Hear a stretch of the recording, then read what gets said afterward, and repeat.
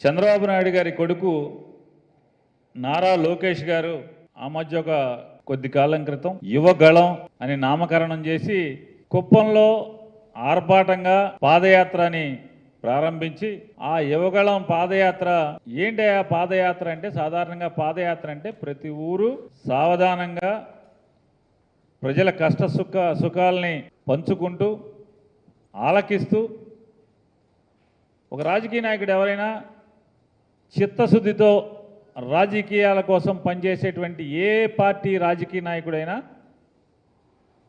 ప్రజల యొక్క సమస్యల్ని ప్రజల యొక్క బాధల్ని ఆలకిస్తూ సమస్యల పరిష్కారానికి మదిలోనే ఆలోచన చేస్తూ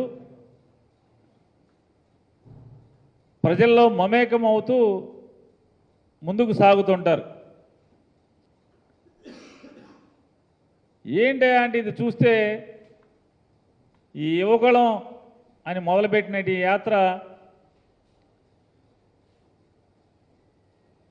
బహిరంగ సభ ఉన్న చోట సభ పెడతాం, జనాన్ని పోగేయటం, డబ్బులు ఉన్నాయి పాపపు సొమ్ములు, జనాన్ని పోగేయటం, జగన్మోహన్ రెడ్డి గారిని బూతులు తిడతాం, మళ్ళీ అక్కడి నుంచి పరిగెడతాం.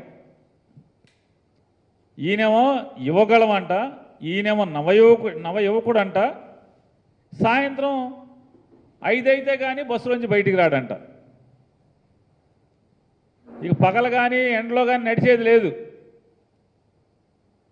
సాయంత్రం సూర్యుడు దిగిపోయిన తర్వాత ఈయన లెగుస్తాడు. ఆ బస్సులోంచి అక్కడి నుంచి సాయంత్రం 5 తర్వాత బయటకు వచ్చి ఏంటంటే మనకి ఏదైనా వీడియో కానీ లేకపోతే యూట్యూబ్లో కానీ ఫాస్ట్ ఫార్వర్డ్ చేస్తే పరిగెడతా ఉంటారు. ఎక్కడున్నాడండి అంటే అప్పుడండి బయలుదేరాడు, బస్ దిగి బయలుదేరాడండి, పడమటి సెంటర్లో ఉన్నాడండి అంటారు కాసేపు.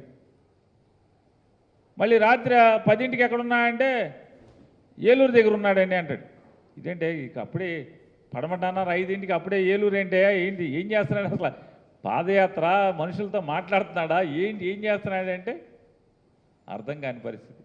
తెల్లారేపటికి అక్కడ మామూలుగా ఏలూరు వెళ్ళిపోయి పడుకున్నాడు అంటారు. పొద్దున్నే అంటే ఏలూరులో పడుకుని పొద్దున్న లేచి నడుస్తున్నా అంటే ఇక నడవడం. సాయంత్రం 5ంటికి ఏలూరులో బహిరంగ సభ. అంటే చంద్రబాబు నాయుడు గారు అబ్బాయి పనికి రావట్లేదు అని చెప్పి అందరూ అంటున్నారు. కాబట్టి ఈయన ఆ మొదలెట్టిన యువగళం 4000 కిలోమీటర్లు 400 రోజులు అన్నారు. 4000 కిలోమీటర్లు 400 రోజులు అన్నారు. ఈ తీరా చూస్తే అదంతా జంపింగ్ జపాంగ్ యాత్ర. అది పాదయాత్ర కాదు, అది జంపింగ్ జపాంగ్ యాత్ర. ఇక్కడ ఉంటాడు, ఎక్కడి నుంచి అక్కడ ఉంటాడు, అక్కడి నుంచి అక్కడ ఉంటాడు, ఉరుక్కుంటా పరుగు. మనకు అర్థం కాదు ఏంటంటే ఇక్కడున్నాడు, సాయంత్రం చీకటి పడేప్పుడు ఇక్కడున్నాడు, మళ్ళీ పొద్దున్న లేచేప్పటికంటే ఆ ఊళ్ళో ఉన్నాడు అనే పరిస్థితి. ఈ రకమైనటువంటి జంపింగ్ జపాంగ్ యాత్ర అసలు దీంట్లో ఏంటంటే యువగళం మొదలెట్టి పాపం వాళ్ళ నందమూరి తారక రామారావు గారు మనవడు ఒక ఆయన వచ్చాడు, ఆయన చనిపోయాడు. చనిపోతే మళ్ళీ పాదయాత్ర ఆపల. అతను సావుకు అతను వదిలేసి వీళ్ళు పోయారు నడుచుకుంటా. వాళ్ళ నాన్నగారిని మాత్రం జైల్లో వేయంగానే మామూలుగా వెంటనే ఆగిపోయింది యాత్ర. అంటే ఒక మేనమామ కొడుకు చచ్చిపోతే కనీసం హాస్పిటల్కి వెళ్ళి శవాన్ని చూసేటువంటి సంస్కారం కానీ మనసు కానీ వీళ్ళకి లేదు, దేవుడు పెట్ల. వీళ్ళ నాన్నగారు జైల్లో అనగానే మొత్తం యాత్ర ఆపేశారు. అదే ఆ యాత్ర ఆగితే ఒక మనిషి చచ్చిపోతే నీ యాత్ర కోసం నిన్ను పరామర్శించడానికి సొంత నీ మేనమామ కొడుకు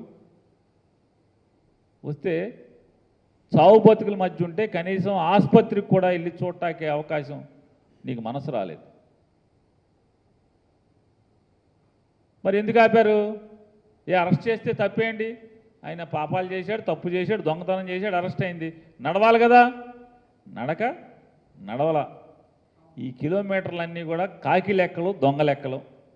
సరే వేసుకుంటే వేసుకున్నావు, నీ ఇష్టం. ఈ యువగళం అట్ట దాన్ని తీసుకెళ్ళిపోయి ఏం చేశారని కృష్ణా జిల్లాలో ఏం నడిచారు అంటే గన్నవరం ఒకటే నడిచారు. బెజవాడ గన్నవరం వెళ్ళిపోయింది మామూలుగా ఏలూరు అని. ఏమండి అక్కడి నుంచి అటు తెలిస్తే ఏంటంటే అదిగో ఏంటి అక్కడున్నాడు అక్కడ ఏంటి అసలు అర్థం కావట్లా. ఏ ఊరు ఏ జిల్లాలు టపా జిల్లాలు దాటేటంటే మొక్కుబడి యాత్ర, రాజకీయ లబ్ధి కోసం యాత్ర, జంపింగ్ జపాంగ్ యాత్ర ఇది. ఎందుకంటే జంపులు చేసుకుంటూ వెళ్ళిపోవటమే. కుప్పం నుంచి ఇచ్చాపురం అని చెప్పారు, గాజువాకతో మూతేశారు. గాజువాకతో మూతేసి ముగింపు శాఖ ఎక్కడ అంటే భోగాపురం అంట. ఇదేంటి గాజువాకతో మూత ఏంటి, భోగాపురంలో సభ ఏంటి, ఏంటైపోయిందంటే యువకళం కాదంట, అది నవశకం అంట. మొదలెట్టినప్పుడేమో యువకళం, మూసిందేమో నవశకం అంట. మధ్యలో జంపింగ్ జపాంగ్ మధ్యలో. అక్కడ మాట్లాడతాడు పాపం ఈ ఎర్ర పుస్తకం ఆయన. సినిమా బ్లాక్ బస్టర్, సినిమా అంటే బ్లాక్ బస్టర్ అంటే ఇదేమో ఈ సినిమా తీశాడంట. కుప్పం నుంచి గాజువాక్కి జంపింగ్ జపాంగ్ యాత్ర చేసి అదేమో ఆ సినిమా బ్లాక్ బస్టర్ అంట. 100% అది అట్టర్ ఫ్లాప్ సినిమా. వెనకటికి ఒక సినిమా మామూలు పెద్ద సినిమా హీరోలు ఆడిచ్చేవాళ్ళు. రిలీజ్ అవ్వగానే వారం రోజులకు 10 రోజులకి సినిమా లేచిపోగానే 50వ రోజుకి మళ్ళీ ఆ సినిమా ఎక్కడో అక్కడ సినిమాల్లో పెట్టేవాళ్ళు, ఒకరోజు ఆడిచ్చేవాళ్ళు. మళ్ళీ 100వ రోజుకి అన్ని సినిమాల్లో పెట్టి 100 రోజులు పూర్తి చేసిందని చెప్పేవాళ్ళు. వెంటనే 100వ రోజు ఫంక్షన్ చేసేవాళ్ళు. అటువంటి ఫంక్షన్కి దీనికి, ఆ సినిమా ఫంక్షన్కి దీనికి ఏం తేడా కనపట్లేదు. ఏం సాధించారా అంటే లోకేష్ ఏం సాధించాడు, తెలుగుదేశం పార్టీ ఏం సాధించింది ఈ యువకళం నవశకం జంపింగ్ జపాంగ్ యాత్రతో అంటే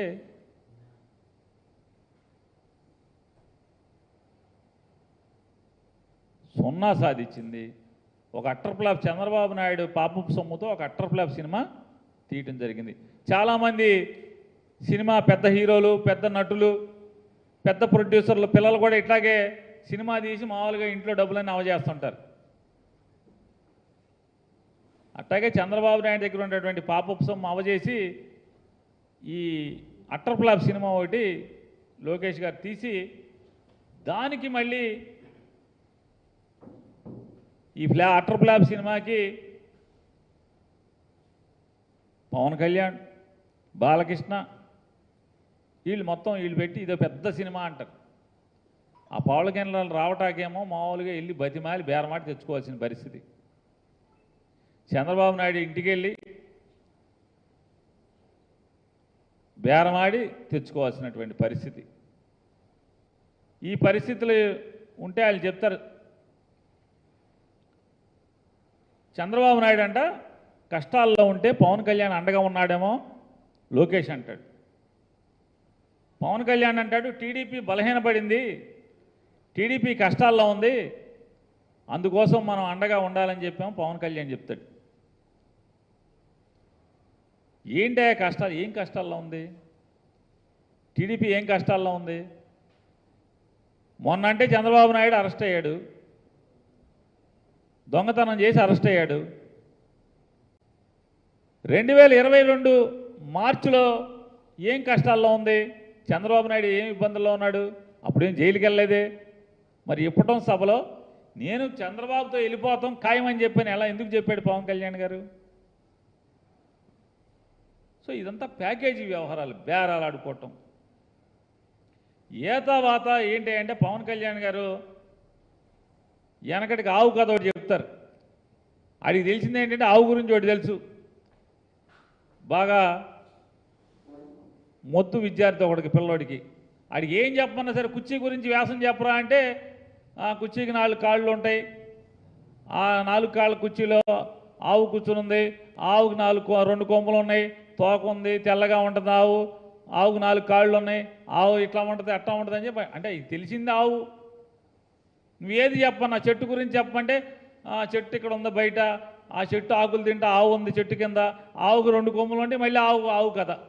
అట్టా పవన్ కళ్యాణ్కి చేత అయింది ఏంటి అంటే రాజకీయ పార్టీ పెట్టి చంద్రబాబు బాగుండాలి, చంద్రబాబు అధికారంలో ఉండాలి, చంద్రబాబు అధికారంలో లేకపోతేనేమో కలిసిపోయి చంద్రబాబు కోటేయండి అంటాడు. చంద్రబాబు అధికారంలో ఉంటే WWF లాలూచి కుస్తీ, చంద్రబాబును పడేసేయండి, నాకు ఓటేసేయండి అంటాడు. ఎందుకని జగన్ ఓటేసేస్తారేమో, చంద్రబాబు వ్యతిరేక ఓటు అంతా జగన్కి వేసేస్తారేమో, నాకేసేయండి అంటాడు. జనం తెడ్డు కాల్చి వాత పెట్టారు ఇట్టాగే పిచ్చి మాటలు మాట్లాడితే. మళ్ళీ మొదలెట్టారు. మళ్ళీ ఏమన్నాడు పవన్ కళ్యాణ్ గారు, చంద్రబాబుకి అధికారం ఇవ్వండి, చంద్రబాబుకి అధికారం ఇవ్వండి, ఈ అధికారం ఇవ్వండి ఏంటి అంటే ఇచ్చుకో పుచ్చుకో